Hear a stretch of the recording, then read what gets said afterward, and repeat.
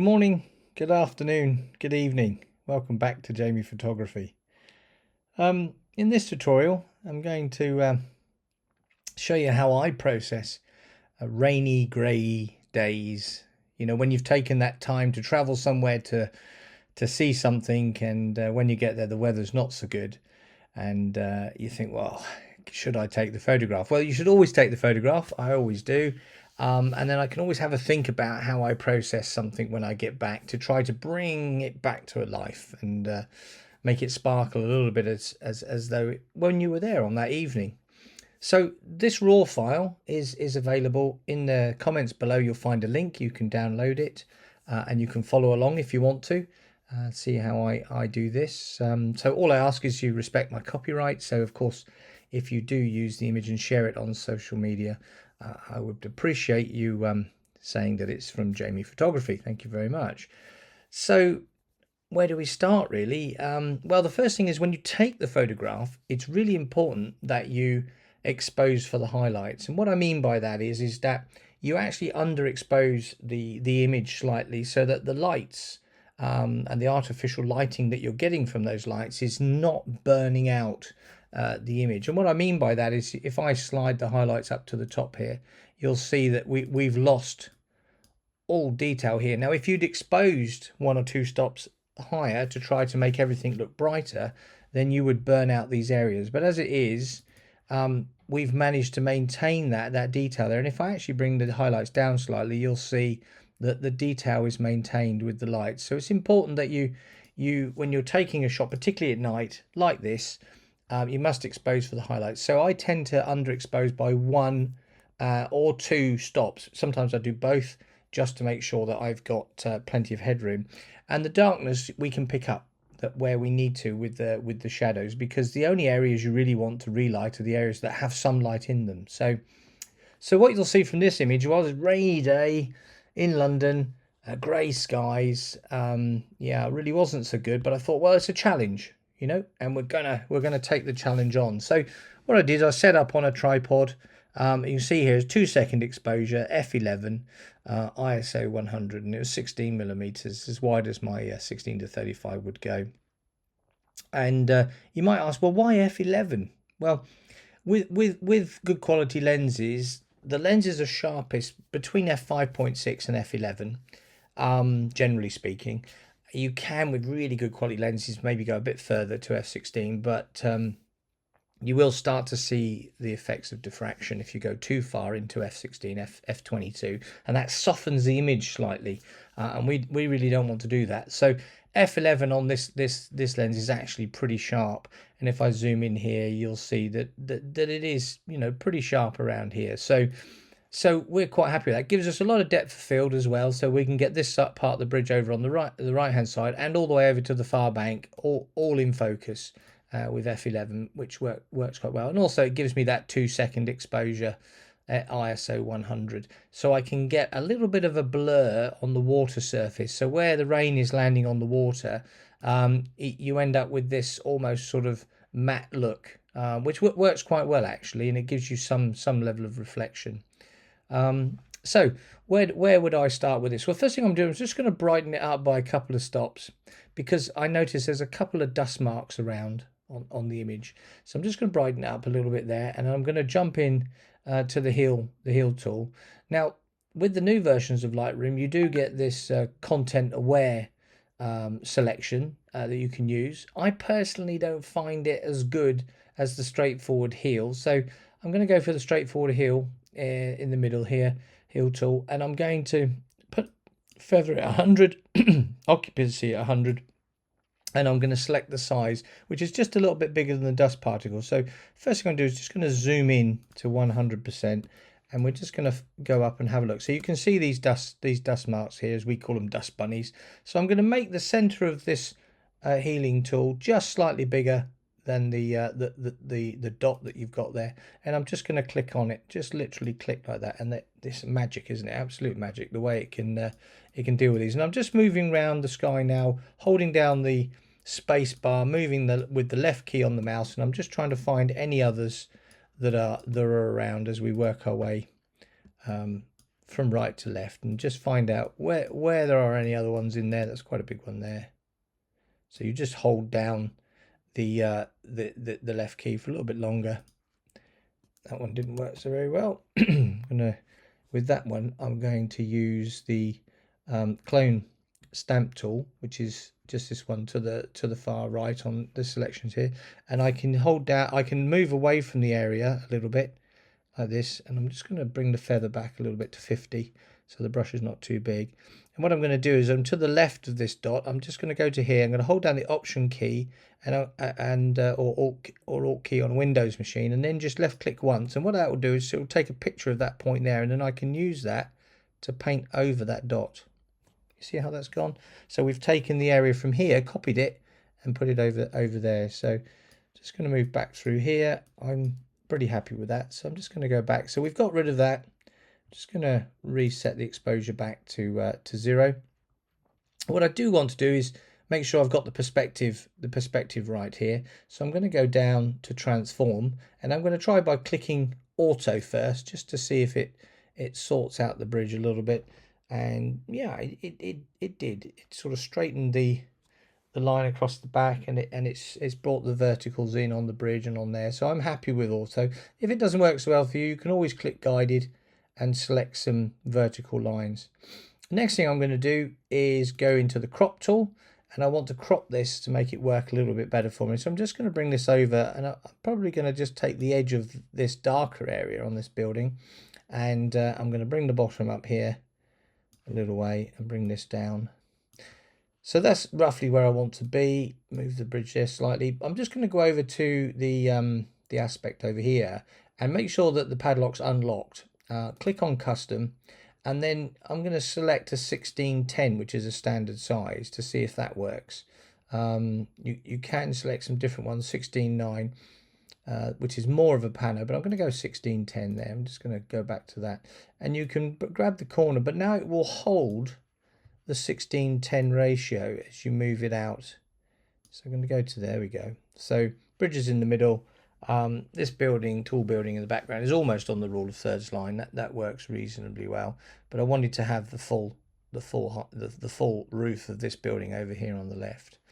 So happy with that. I'm just going to hit return, and that will accept that. Now I'm looking at this here over here, and I'm thinking, you know, I actually want probably the bridge to be more dominant in this, and maybe I don't want that over there. Now I've sort of opened it to full screen. I'm just going to get rid of the text up here, and then I'm going to go back into the crop tool then, and I'm going to bring that down a little bit and bring this up a little bit just to keep it right. I'm just going to take it to the edge of the light side of the building now, and just see if that works better. Just come in there like that, and maybe take a little bit off this side just to avoid this separate little pink area there on the bridge. And also now the building goes on to the rule of thirds there, which is where we want to be. And I'm just moving the bridge up so it's dead center in there. I'm going to hit return again so I can have a look at that. Now that looks better over on the right hand side here. We haven't got that. We've got a nice little gap there, and also over this side it does look better. So yeah, I'm happy with that. So we've got the perspective as we want it, and we've got the crop as we want it. I'm going to go back up to basics here, and I'm just going to open up the shadows, bring that up to 100%. Doesn't make a huge amount of difference because the contrast between the lightest and darkest parts of the screen are relatively small, so there isn't a huge amount of shadow to open. I'm going to bring the highlights down because I just want to make sure these lights are just not really just burning all the way through. So I'm going to bring it down to about -60 there, just to see how that feels. That looks good. I'm going to go to the white and the blacks. Now you can hold down the Option or Alt key, and then you can move the this left or right, and you can see that now I've clicked, I'm still holding down the Option or Alt key. You can see the lights are burning through, and if I come further up, you see that it brings all the lights up. But what I'm looking for up in this histogram is I'm looking at this clipping triangle here, and if you hover over that triangle, you'll see on the screen, if you look at the lights particularly, that they light up red in the center, and that shows that they're clipping, right? So actually I want to bring the whites down a little bit. Now we could go too far. There we go. If we just go that far and get past the whites, you'll see that that's changed from white to purple, that little triangle. And that shows that we're now not clipping at 100%, we're clipping at 95%, which means the data was still there to use, which was very good. I'm still holding down the Option or Alt key. I'm going back onto the blacks. I'm just going to find where we are with the blacks. If I bring the blacks down, you'll see that some of this area here will show blacks. I'll show that again. And if you go up, you can see that moves away. So I am just going to go up until we lose the blackness and we get a 95% clip there. You can see from the left hand triangle it's now magenta purple as well. So what we've now managed to do is get all of the data inside the working field. I think that's really important that we look to do that. As we do changes, this will change, so you do need to keep an eye on it as we go forward.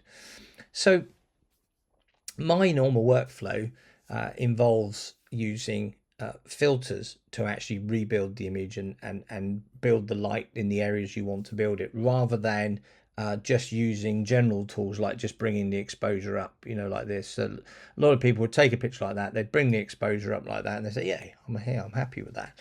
And it's fine, it's okay, it really isn't a problem. But what I prefer to do is I prefer to relight the scene with radial and linear gradients, just so I can get the light where I want it, like a dodge and burn approach, you know, make the lighter areas lighter, make the darker areas darker.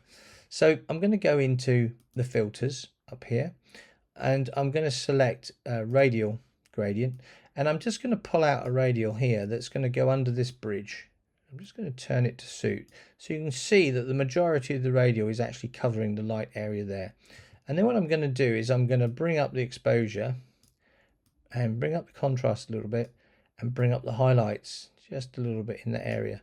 So this actually starts to pop a little bit more. In fact, I might even bring up the exposure and the contrast just a little bit further, just to get that to pop there. But what we don't want is we don't want it lighting the sky up here, and we really don't want it lighting the water down here, because we're going to light that separately ourselves. So what I'm going to do is I'm going to subtract from this mask, I'm going to subtract a brush. And that brush is going to have a pretty small feather, probably only around about 10%, and it's going to have 100% flow. And I'm making my brush quite big, and you do that by wheeling your mouse or using the square brackets just to the left of the return key. And I'm just going to freehand draw in along the edge of the area that I wanted to light and remove that brightness. Yeah. Same along the top of the bridge here. Now what you can do, because it's a straight line, is you can put in there a click where you want it, hold down the shift key and move to a different location and click again, and you'll see that I overlap slightly, so you get a nice black line along the edge of the top of the bridge, and you don't end up with a halo over the edge here. So that's bent. That looks pretty good. I'm going to take another radial gradient. There we go, and I'm going to come down onto these areas over here. So I think I'm going to probably do, just going to move that slightly, I'm going to bring that over, I'm going to do, I think I am going to do all 4 of them with this one. So the light will fade away from here. We'll deal with this area over here in a moment. So we're going to bring up the contrast, the exposure, so nice and bright. Bring up the contrast to go with it. That looks good as well, and bring up the highlights as well. Just make them pop. You see how they're really starting to pop there? We're going to subtract the brush. The settings will stay the same. Okay, so also make sure when you're doing this that the auto mask is turned off, because we want a uniform reduction in the light, not where the bright and dark areas are. So feathers still on 10. I'm just going to come in here, down here, I'm going to click there, and I'm going to shift click there and shift click there and shift click along here and just bring that out. And then under the bridge here, like I did before, I'm just going to darken that area there and come back through there along the bottom and just take that out. Now, if you want to see what the mask is now doing, you can hover over the mask itself, and that will show you what's being lit. You can see where you've removed it. Here I need to take a little bit more out from there. So if I hover over the mask, you can see that's what's being lit by the radial gradient and how it fades away in that area. So if you want to see where your brush was, hover over your brush and you can see what you've removed with the brush. And if you hover over the radial gradient, of course, you can see the whole radial gradient that you had in the beginning. So that's looking pretty good. I'm liking that a lot. I need this blue to be reflected much better on the water underneath the bridge. And in fact, this first arch needs to be bluer. These arches are much bluer back there. I need to bring the blue up. So I'm going to click on that mask, go back to that. And actually, I'm just going to go down whilst I'm in that mask. Here you go. This is what we're lighting. I'm going to go to the temp slider and just bring the temp slider more into the blue. There you go. Can you see that? And I'm actually going to brighten it just a little bit more. There we go. So they sort of match now. Maybe a little bit more still. 1.4 and a little bit more contrast. That works well. I might even, whilst I'm here, try a little bit of clarity. Yeah, that's nice. I'll give 20 on clarity there. And I'm going to go to this one as well. I'm going to give 20 on clarity there as well, just to make it really stand out through here. Good. So next thing is the blue. So we could use radial gradients for this. But what I'm actually going to do is create a new mask. So this time I'm going to take a brush, and with the brush I'm going to select the brush to have 100% feather and about 35% flow. So I'm not going to paint an awful lot on it in any one pass, but I want a nice feathery edge so that you can't see the edge of it. And then with this brush I'm going to bring up the exposure. Let's call it about 1.4. Something like that, 1.4. If you can't quite get the number you want, you can always click on that little box there and just type in 1.4, return, and you'll go where you need to be. Adding contrast to about 30. I'm going to bring up the highlights just a little bit, open up the shadows more, because this is a darker area. And then I'm just going to make my brush a little bit smaller. And looking where you're seeing the light there, I'm just going to come in there and just light that up a little bit more. And just a little bit more in the middle. I'm just going to make that a little bit bluer by just bringing the temp slider down. You can see that that's a nice glow there. This is quite blue over here. So I'm going to make that just a bit brighter there and even more blue. There we go. Look at that. That looks really good. I'm going to take another brush because this brush has got a lot of blue in it and this is already quite blue. So I need a new brush to come back in here and again come up there with some contrast, some exposure, some highlights and some shadows. And then we're just going to come in there and just, again, brighten up these areas that are blue. Just picking those up just a little bit more. A little smaller brush there. I'm just going to just pick up a little bit more in there. And I am going to add a little bit of blue to it as well, just to make it really pop out. That's good. Yeah, happy with that. I'm going to create another brush. Same again, plenty of exposure, bit of contrast, some highlights. Open up the shadows, and in the distance we've got this pink in the water. I'm just going to go across there like this just to pick up that pink, so that pink really pops, and this line coming through here just needs to be just picked up a little bit more like that. And this time we're going to go the other way. We can add saturation now to just really bring that pink up. So I'm just going to bring in plenty of saturation in onto that color there, and maybe even a bit of clarity just to make that stand out. That looks really good. So we're making progress, definitely making progress. This sort of bridge light reflection on the water, we need to look at that. So I'm going to create a new radial gradient. It's brightest over here, it's darkest down here. So pull ourselves a nice big radial gradient in here, put the dot where it's brightest, bring it right out so that we really cover that area. And I'm just going to make it a little bit bigger, so we're really covering that whole area. And I'm going to, with this radial gradient, I'm just going to bring up the exposure. There we go, just to make that water brighter. I'm going to make the water more golden by moving the temp slider up a little bit. There we go, look at that, looks lovely. Just a little bit of magenta just to balance that color out, otherwise it can be a bit yellowy. Whereas if you add a bit of magenta to your sort of warmer tint, you end up with a gold color, and that really can make things look quite wonderful. If I come up a bit more with the magenta, you can see how it goes from gold into gold, and then if you keep going, it goes into orange. So probably want to go around about 20, 25, something like that for that water there. We don't want the sky glowing over here, so we're going to subtract from this radial gradient the sky. And it's just going to take that out over there. There we go. Do you see that disappear there? That's looking very good indeed. Now, I want to make these buildings pop a little bit more. So I'm going to take another mask, this time a brush. Again, I'm going to have feather really high, going to have the flow at about 50.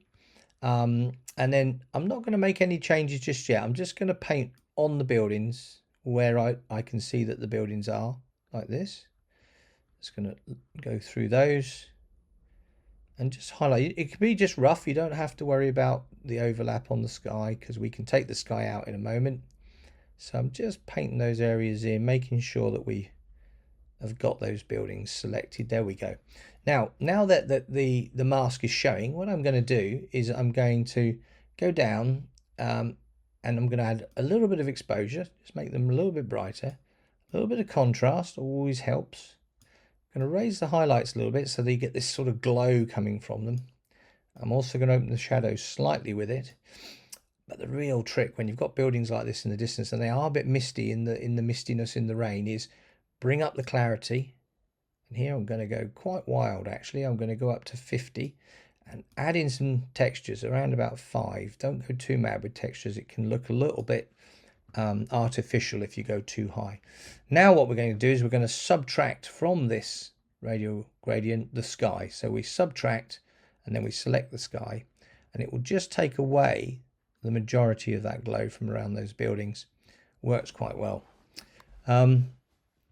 So we need to close the image in a little bit. So I need to darken the top and I need to darken the bottom to give you depth to this image, and I'll show you that in a moment. But this bright light that's coming off the top of this building here and hitting the clouds and creating this wonderful blue in the sky, we do need to brighten that up. I really think we need to draw that to be much brighter. And using my favorite tool, radial gradient, so create a new radial gradient. I'm going to take a radial gradient here. I'm going to turn it so it's in the same direction as the beam of light. I'm going to put the brightest part of the radial gradient in the center, where the brightest part of the blue was in the sky. And I'm just going to make that nice and big so that it really fills the area out. And what we're going to do now is we're going to click clarity. Clarity makes a huge difference. If I go back to 0 there, you can bring it up, you can see it makes a big difference, but it does bring this glow. So we're having added clarity, we're going to add more blue. So we're going to bring that down, not too much, because you can see it can look a little bit fake. So about -10. A little bit more exposure, plenty of contrast. So I'm going to go about 40 there. We can even bring that blue up a little bit, just to bring it up to about -5. So it's not too blue. We're going to bring up the highlights. And that's working quite well. Actually, that's working quite well. But we don't want the overall glow. We want to try to bring this as only the light coming up. So what I'm going to do is I'm going to subtract a brush. The brush is going to have quite a hard edge, so the feather's only going to be around about 15%. And I'm going to leave the flow on 50 for the moment. And what I'm going to do is I'm going to come in alongside this building here, and I'm going to click where that light is, and then I'm going to shift click as we come up into here. So, and then I'm just going to blend that away, so you get this sort of effect here with the light. I'm going to do the same on the other side and just come up to about here and then blend that away. Now you've got quite a hard edge. You see that hard edge there? So how we deal with that is we now reduce the flow to about 30% and bring the feather to 100. We take a smaller brush and we just come along that line, just a couple of times along that line. And what happens is you just blend those with a couple of passes. You will see that it just blends that in, so you get an effect of the light actually turning. So I'm just going to take the rest of this out over here. That's not too bad. That's looking good. Yeah. So so you've got this sort of exaggerated bit of light. So now try to close the image in. We're going to create a linear gradient, and we're going to start over here in the top left. We're going to draw it down into the bridge like this. So what we've got is 100% of the effect on the top line, the red dot line. So anything behind that's 100%, and then it fades from 100% to 0, and on the white dot everything is 0. So past that line is 0 effect. So whatever effect I apply will have no effect here and 100% effect there and a gradient between the two. That's exactly how the linear gradient works. So if I drop the exposure down, if I bring that down about 2 stops, there we go, -2, you'll see the sky darkens and but nothing happens to the water, which is one. But we don't want to darken the buildings, we don't want to darken the bridge. So what we need to do is subtract the building and the bridge.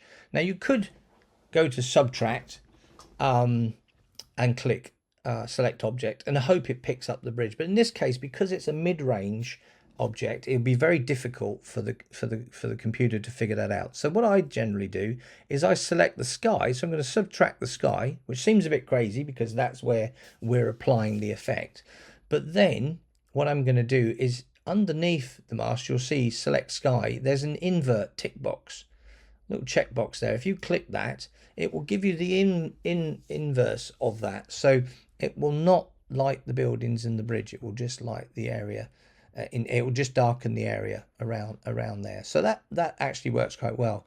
What I'm also going to do is I'm going to create another linear gradient, and this time I'm going to make it smaller. So it's literally coming in still 100% that top corner, and it's going to 0 more quickly. And then I'm going to bring that down again and create this blackness in this top left corner, right? Could even bring it down just a bit further. There we go. And what that does is it closes in that top corner. So it's light on the right and it's darker on the left.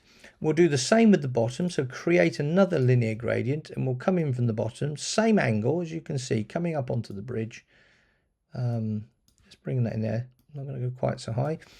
And I'm going to put a minus gradient in there. And this case, not quite as dark because there is a little bit more light in the water. So I'm going to end up at about probably 1.2 there.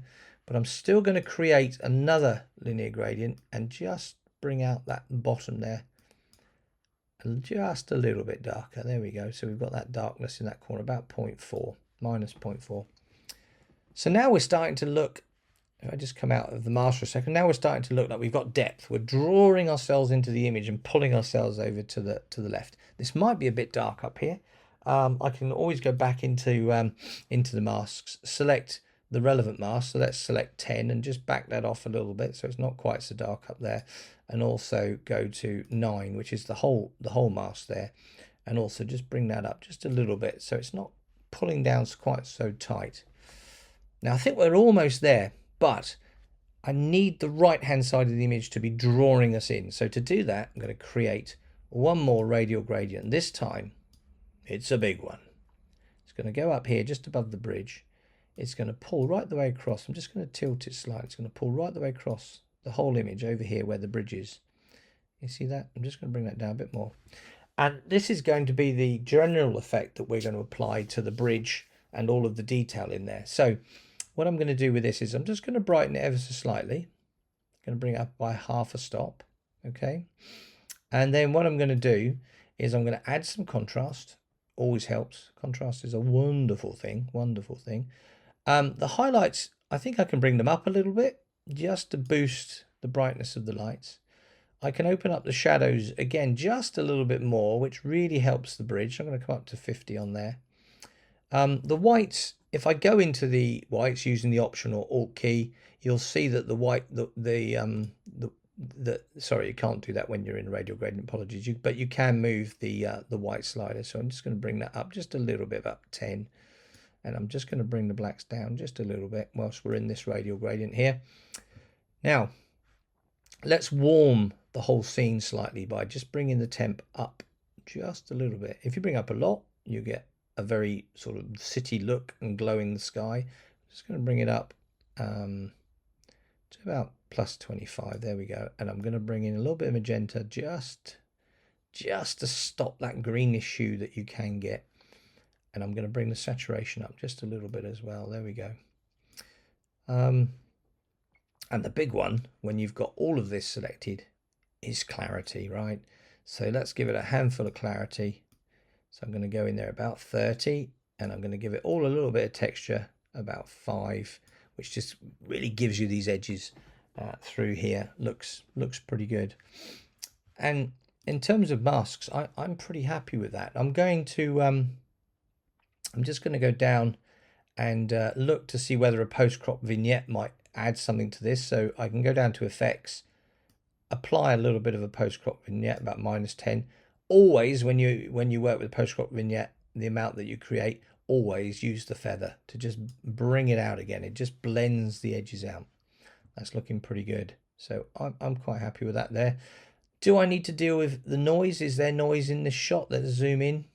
You know, there's not really, because it was ISO 100.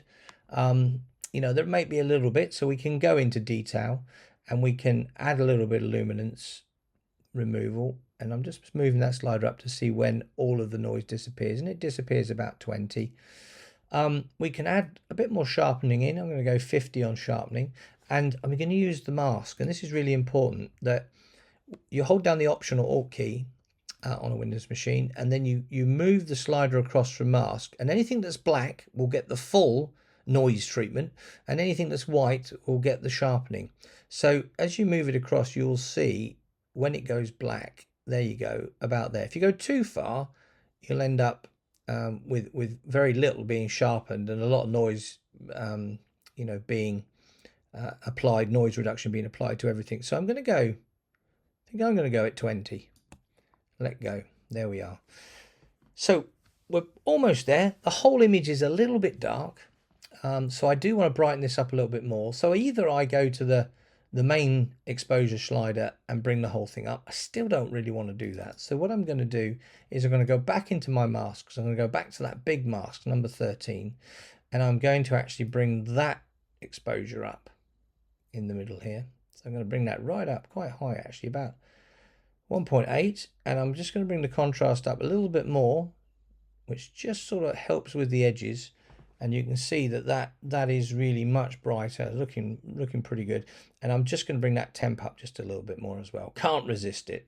A little bit more temp, you know. And I think we have an image, and we didn't go into Photoshop, we didn't use anything like that. We just stuck with Lightroom, just used some basic radial gradients and linear gradients and some brushes, and I think that works very, very well. So let's just do a before and after. So here we are at the moment. I'm just going to go back to the beginning. So that's where we started after we'd done the crop, of course, and this is where we ended up. So it takes an image that you probably would have not worried about doing any work with, probably never look at it again, maybe even have deleted it, but actually when you look at it, you can actually turn it into a bit of a postcard image and bring some of that glow back. So so anyway, I hope you enjoyed a little bit more quicker process this time, rainy days.